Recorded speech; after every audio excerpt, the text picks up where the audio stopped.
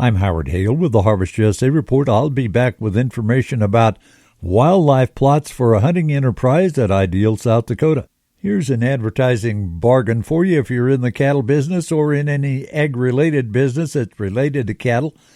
That's cattleman'scorner.com. New content on there 5 days a week. Some really interesting podcasts as well.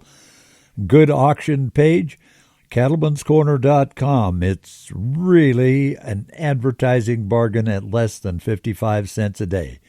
cattleman'scorner.com. Why don't you visit, or why don't you become a part of it if you're in the cattle business? Bryan Jorgensen's with the Jorgensen Land and Cattle at Ideal, South Dakota.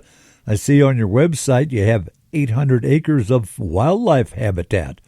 The question is, why? We run a large hunting preserve. We have a large lodge that we can take 40 hunters in at a time. And so we have a lot of pheasant hunting business in our operation, about 10 to 12 weeks that we run pretty hard. And so it's important for us to have a habitat that we can hold birds. And not only birds, but, other wildlife as well. But pheasants are our number one thing that we hunt. And so we need to have areas that we don't harvest mechanically with any type of combine or baler or forage harvester. And we leave that basically permanently for those pheasants and other wildlife to use after we hunt. We usually leave all that go, and some of it gets grazed, but most of it's left for the wildlife for them to eat on during the winter months. You said on an earlier program you plant a lot of cover crops. I would imagine that's good for the wildlife as well. Absolutely.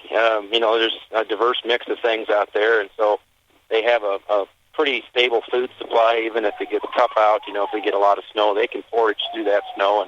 Bryan Jorgensen, Jorgensen Land and Livestock at Ideal, South Dakota. Thanks for joining us. Great to have you along. May God bless. Join us again, won't you? I'm Howard Hale.